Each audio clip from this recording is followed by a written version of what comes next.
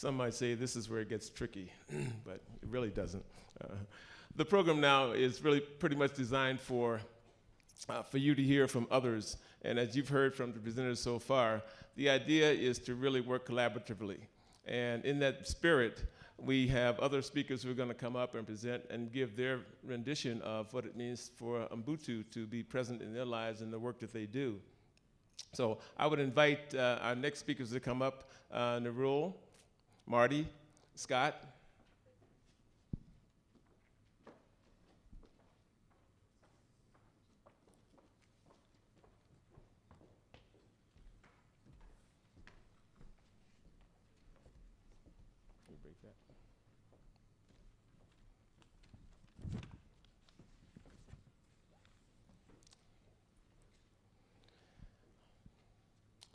And from what you've heard before, working collaboratively is very important, as I did indicate. And what you'll do now is to hear from those individuals who will speak about their role, their opportunities to present and have a presence on campus. And we're going to start, as we finished before with the student voice, we're going to start today, this session with the student voice. And I'm going to introduce each of them, to give you a sense of their backgrounds and their bios. But we're going to begin with Narul. And Narul Madridza is a junior studying integrated physiology with a minor in business and management. And since her freshman year, Narul has been working endlessly to help mentor underrepresented students in developing a better sense of community on campus, as well as providing the resources these students need to be successful in college. Narul has been a strong student advocate in promoting campus inclusivity by developing culturally educational programming over the past 2 years. She has worked closely with the TRIO Academic Student Support Services and also the Dennis Small Cultural Center and the Center for Student Involvement. This year, she is now CU Student Government's Director of Diversity and Inclusion, specifically overseeing veteran, international, Greek, and graduate student bodies. I introduce to you Narul.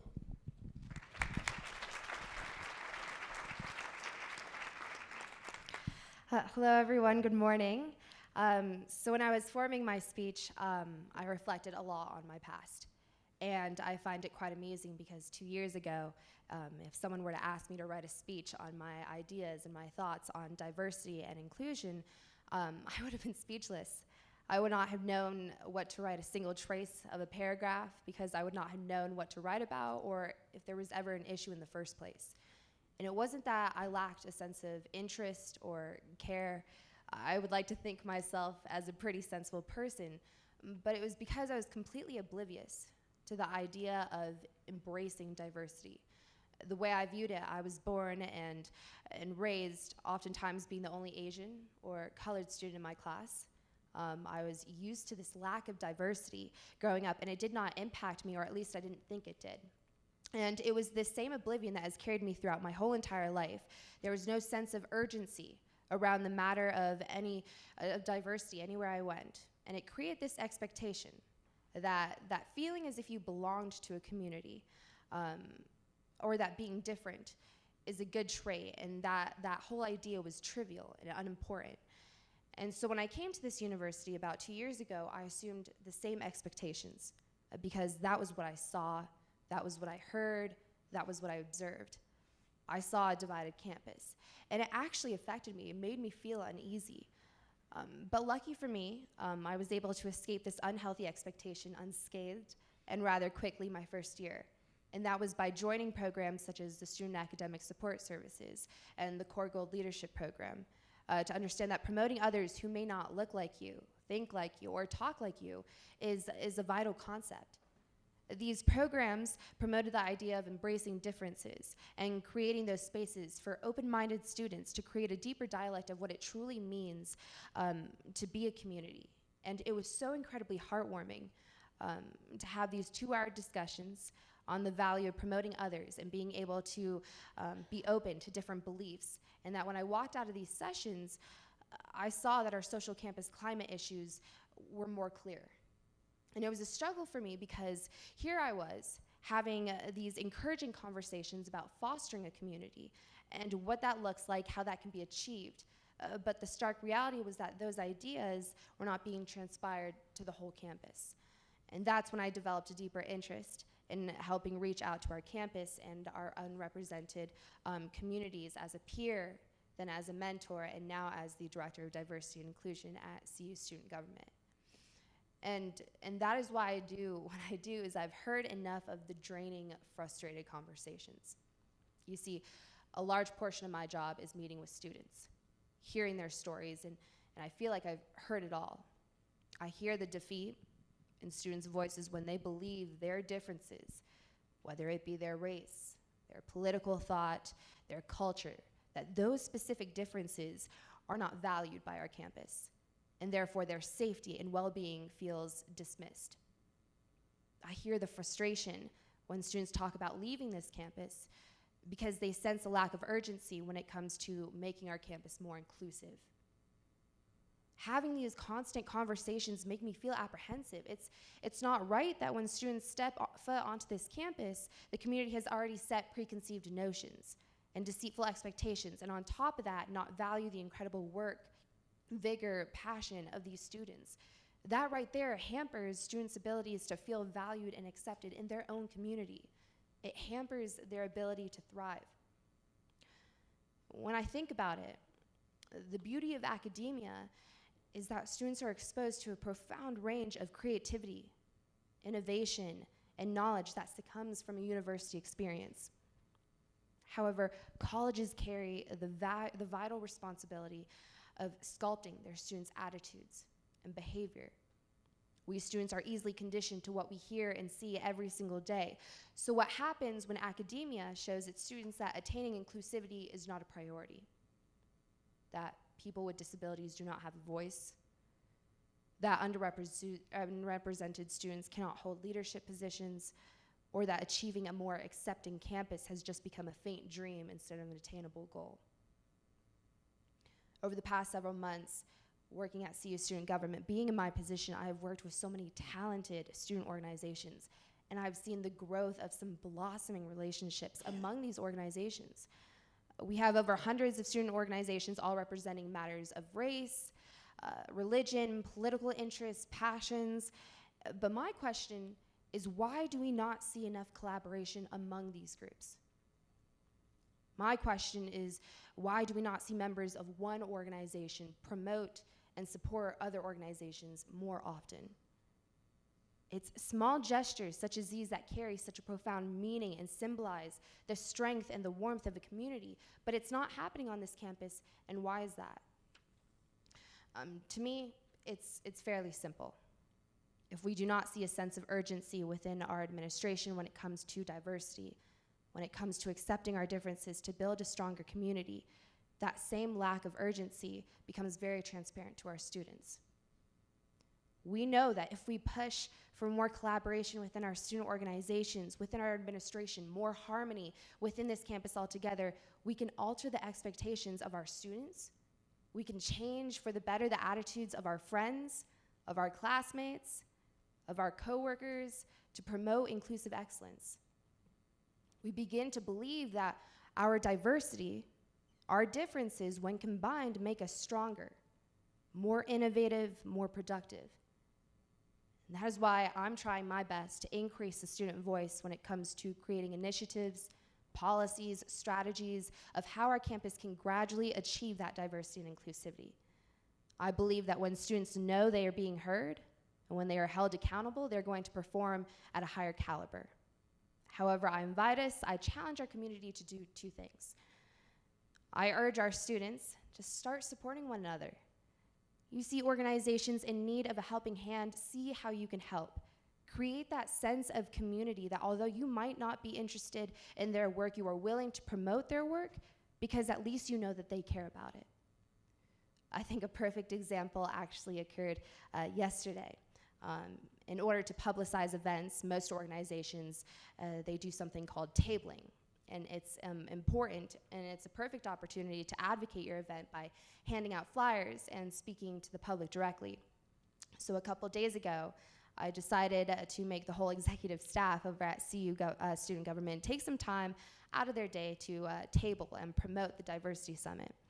However, days leading up to the event, I felt unsure to make the whole staff take a couple hours out of their day to promote an event that they had no connection to whatsoever, no strings attached, and so I called off the tabling.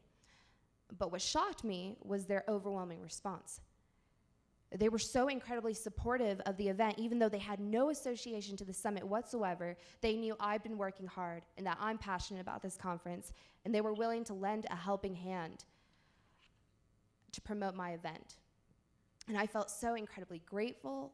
My heart felt warm, and I felt proud to be part of that organization. And although I've been working with my staff for several months now, just that simple gesture of human kindness fortified a sense of community. And that right there is what we need to strive for, setting aside our differences, our personal agenda to promote unity within our student body, and hopefully create more meaningful interactions between student groups and the administration as well. And that is where I challenge those in front of me. I challenge the administration. In my realm of work, I meet with various student groups every week, and I observe phenomenal work that is being done by our students. They are pushing for conversations that make our campus think. They are working towards what I like to call innovative think tanks. They are so creative. They have so many thoughtful ideas. The students on this campus, they have a voice, and a voice that should be heard. And I urge administration to take these students and what they have to say more seriously when developing initiatives, when developing strategies that concern their social campus climate. Include students on your planning committees. At your meetings, listen to their suggestions, concerns, comments. Open up the conversation. That is how we become a campus that acknowledges value, that acknowledges the significance of differences, that recognizes the power of student voices. And that's why I'm so incredibly excited for the Diversity Summit this year, because it's that rare opportunity to create those lasting interactions and learn how our differences make Boulder stronger. So thank you, everyone, and I hope that you can continue to keep on going to the sessions at this summit, because there are a lot of great, great work that is being done. So thank you.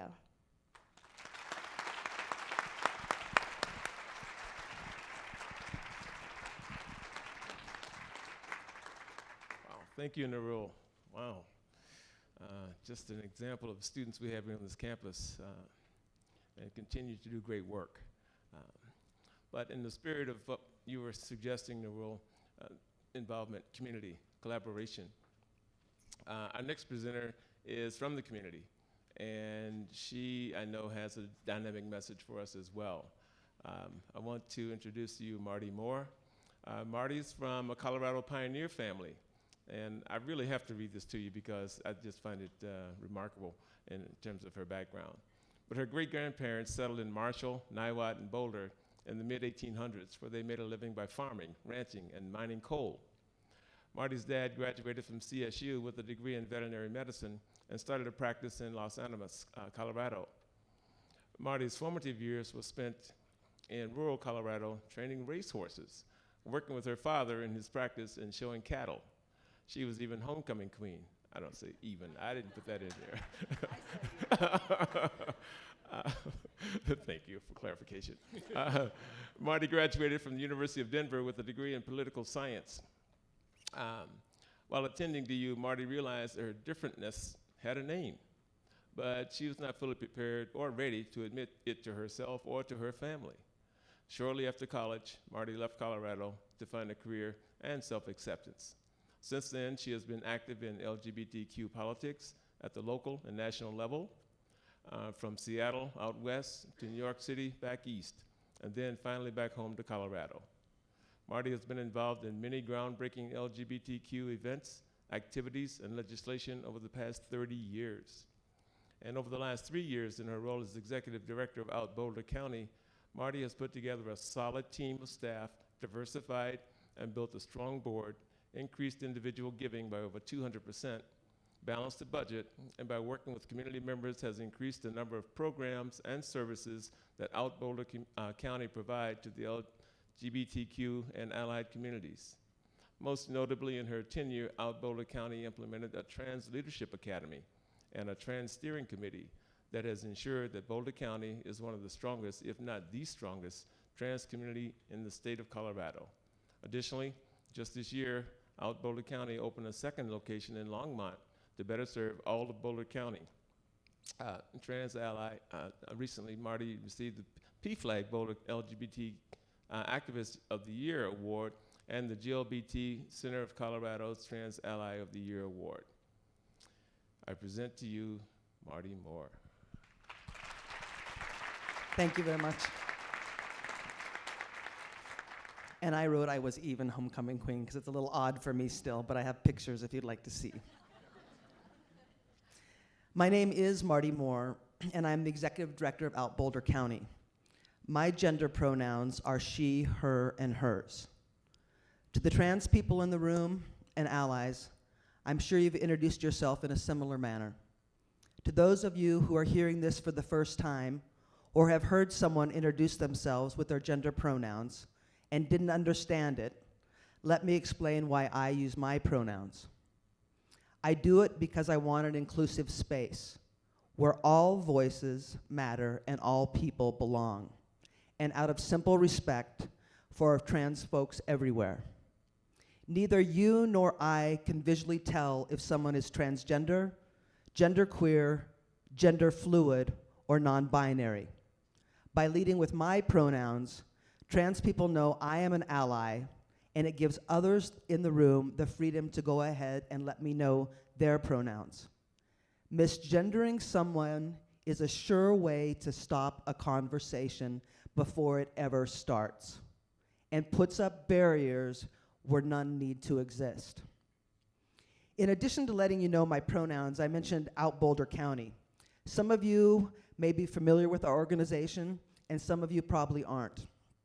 We are Boulder County's lesbian, gay, bisexual, transgender, and queer community organization, providing services, programs, support, education, and trainings, along with advocacy.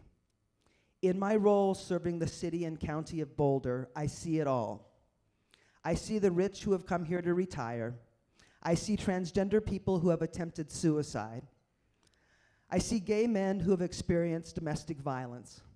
I receive calls about hate crimes. I comfort and provide resources for high school students whose friends have killed themselves. I talk to government officials and businesses in an effort to train them on LGBTQ issues. A few weeks ago, I visited the Boulder County Jail to see how trans people are housed and to make sure that our jail is in compliance with the relatively new rules from the Department of Justice. In all of our work, I am cognizant of my intersections and my privilege. I'm white, I'm a woman, I'm a lesbian, I'm cisgender, meaning I am not transgender, I'm a mother, I'm a grandmother, and I'm barely hanging on to middle class in Boulder County. That all being true, I work to have others who have different intersections, identities, and privileges at meetings I convene regarding policy, actions, and programs. Being a good leader means that I need to have people at the table who aren't like me, who don't have similar experiences. To that end, when I arrived at Out Boulder County, I inherited a board that was all cisgender, gay, lesbian, and bisexual people. But we claimed to be an LGBT organization. It was obvious that things needed to change. Through networking and with the board development committee, we added 3 qualified transgender people to our board within the first year. We found funding through the City of Boulder's Human Relations Commission, and I think Amelia's here today, and her commission has done groundbreaking work in the city of Boulder, to fund an individual to lead trans programming, and held a trans leadership academy that has morphed into a trans steering committee that advises me and directs me on transgender programming. Our board 3 years ago was also all white, and now that has been remedied too. Realizing, acknowledging, and embracing the intersectionality of the LGBTQ community with respect to race, class, gender, and ability has made us a stronger organization and more valuable to those we serve. I've been at the helm for 3 years, and I can tell you that stigma and the following outcome of discrimination and hate are alive and well in our community. whether that be related to sexual orientation, transgender identities, race, and/or class. Imagine being a transgender woman in Boulder. Imagine being a poor African-American transgender woman in Boulder. When all those stigmatized identities collide in one person's existence, chances of success are minuscule, and the chance of violence being part of your life are very high. The violence that this specific group of people experience in our nation is unacceptable. So far this year, 23 transgender people have been reported murdered. Last year, at the end of the year, it was 21. I am on the front line of what stigma creates in our local community. Stigma is created by language and by our systems. Even for the lesbian, gay, bisexual community, who have many protections because of enacted laws, acceptance is not fully realized. As a lesbian, there are many places I still feel fear. I rarely hold my girlfriend's hand in public, and this past summer, when placing an offer on a house, as were 23 other people, the seller asked for a letter from each buyer. Do you think I led with the details about my life? I didn't. I didn't even want to list my employer, because one quick Google search tells you plenty about who I am. I've been called Militant Marty in the Times Call. Militant because I speak out for all students and that we had the gall to open a center in Longmont. We are challenging entrenched ideas by bringing visibility and services to a stigmatized group of people and community, the LGBT community in Boulder County. I, with all my privilege, was afraid of discrimination, although it's illegal in this state to deny housing based upon gender identity or sexual orientation. Laws set a standard, though. They do not provide the protection needed in daily living. Only culture change can affect that. Even in Boulder County, the LGBTQ community faces discrimination and hate. Does that mean that a lot of us aren't working for change? No, it doesn't. There are plenty of us, including many of you in this room, who are working together for change and toward inclusion for all people in all aspects of society. What more can we do to continue on this road? We can be active allies for one another. Building a roadmap into the future requires that we acknowledge that I don't know your experience and you don't know mine, and then create conversations and systems where each of our experiences and our identities are included, and in one-on-one conversations, take the opportunity to ask questions, to educate yourselves, read about other folks' experiences, travel to places to realize that your way or my way of doing things isn't the only way to do those things. When you pull a group of people together for a conversation, look at who you're inviting to the table. Are they all people who mirror your experience and your identity? If that's the case, send out additional invites. And remember that just inviting someone to the table isn't enough. Listening and being willing to adjust your assumptions, being willing to broaden your thinking, and often taking a back seat are key to creating an inclusive organization and inclusive policies. Specifically, there are a lot of things that can be done to be trans inclusive. We've talked pronouns a little. Here are a couple more ideas that will let people know you are an active ally. Look at your bathrooms.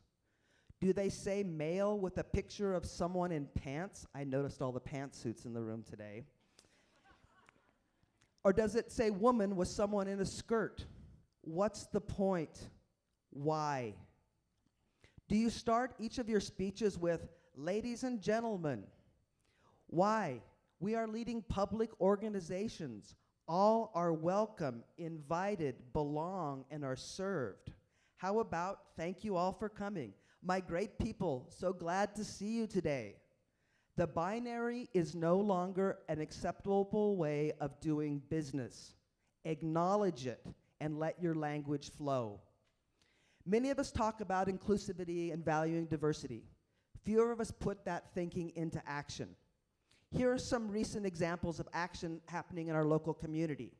The City of Boulder's HRC granted us 2 grants. One, as I've already mentioned, and one for a trans employment clinic. Out Boulder County and the Gender and Sexuality Center that Scarlett leads collaborate on many initiatives, including the Transforming Gender Symposium, and I suggest many of you attend this year. It's one of the best in the country and happens to be one of the largest. It's in March. Out Boulder County supports the work of the CU's College of Education Institute, A Queer Endeavor, which is doing life-saving and groundbreaking work that is not done anywhere else in this country in training educators and administrators in both St. Vrain Valley School District and the Boulder Valley School District. We work with Google and other corporations on inclusivity issues.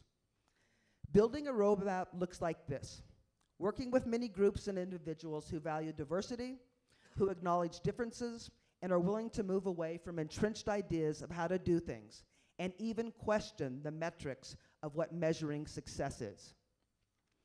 I call on all of you today to move beyond your typical views. I call on the City of Boulder to change their employee health plan so it is inclusive of transgender health care. I call on the University of Colorado to move beyond this conversation and into action. Increase funding for programs like A Queer Endeavor and other programs that are working in the trenches daily on diversity issues. The most frequent call I receive these days are from parents of elementary school children who are transgender or gender expansive. They're looking for resources and support. The times have changed. We need to quicken our steps and move forward gladly and with focus, so today's little ones are able to grow up in a society that is truly fully inclusive. I am who I am because we are. Sometimes that means I don't show my identity. Sometimes I'm the quiet person in the corner. And sometimes, like today, that means I am full-throated and present in every way. Who we are needs to continue to evolve, and working together, we can continue building a roadmap to a future that includes every identity. Thank you for your attention, thank you for your work, and thank you for all you do.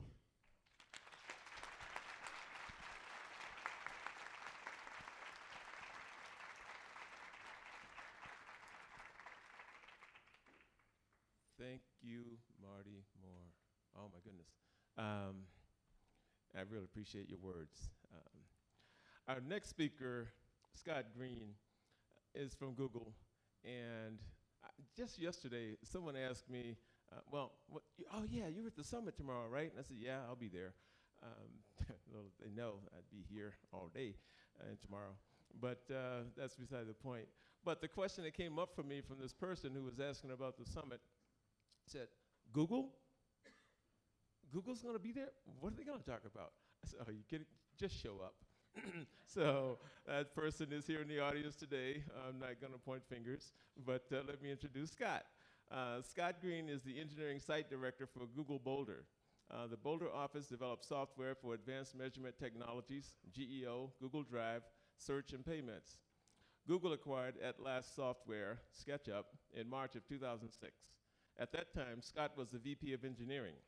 Scott joined the SketchUp team in October 2003. And prior to joining Google, Scott was Director of Technical Operations at ReturnPath and the Director of Engineering at Email Publishing / Message Media. Scott graduated from Iowa State University in 1982 with a Bachelor of Science in Mechanical Engineering. I present to you Scott Green. Thank you, George. So I think we all know that diversity is the right thing to do. My point today is that diversity is also good business, and I think that there are some implications with respect to the university also. I'm an engineer, so I build things. And what we build, who builds them, and how they build them affects our success as a endeavor. Starting with what? Product insights come from a deep understanding of the global environment. What can people afford? What features are useful? How do people buy things? What do they need? These insights are gained with local understanding and also a holistic view of people's needs.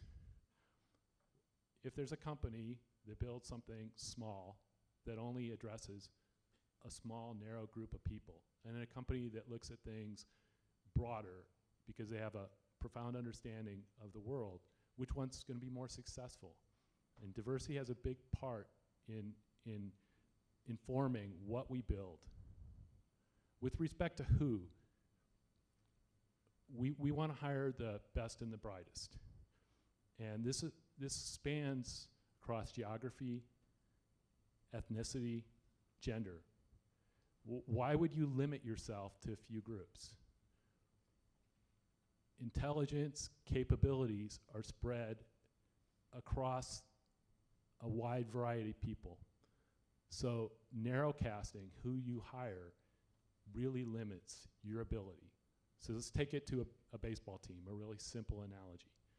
We build a team with the best players in Peoria, or we build a team with the best players globally.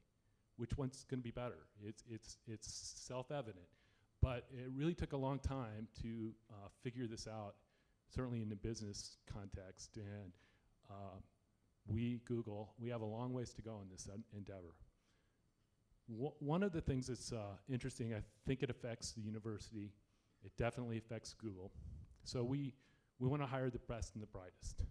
So we can go to Stanford, we can go to Harvard, we can go to MIT, and certainly awesome, right? But there's a lot of smart people that, through economics, don't make it to that place. And it can be as simple as not being able to get there for a college tour, or the parent never believing that the student could get there. So these economic and socioeconomic factors mean that at community colleges and at state schools, the best and the brightest are there, or a small, historically black college. The best and the brightest are everywhere. And for Google, the implication is we need to expand out who we recruit. And we need to go to a deeper, less superficial measure of attainment and try to assess the native abilities of people. Really hard problem, but that's what we need to do. And I think that at CU, the same thing can be told. Maybe thinking about community college, 2-year graduates of community college, and looking at those folks who often, just because of economics, pick a community college for 2 years, and then they go elsewhere, and could CU do a better job attracting those folks? And I think the answer is yes. Inclusion.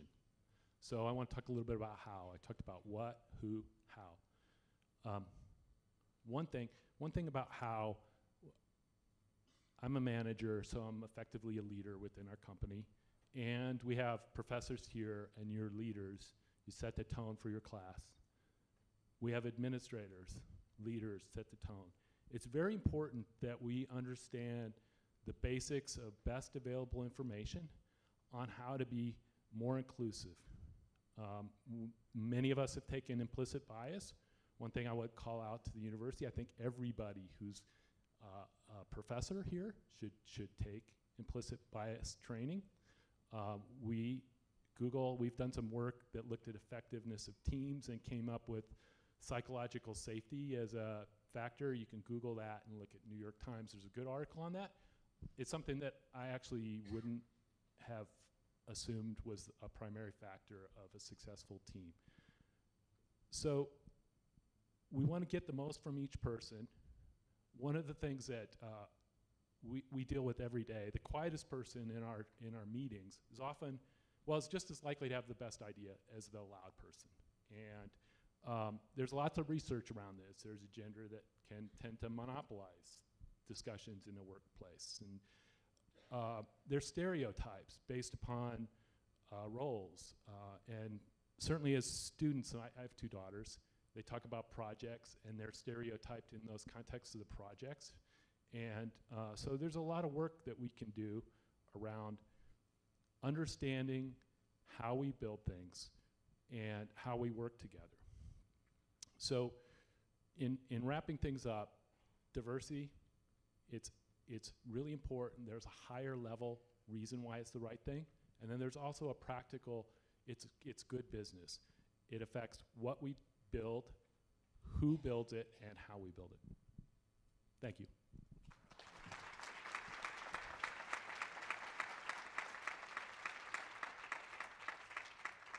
Thank you, Scott.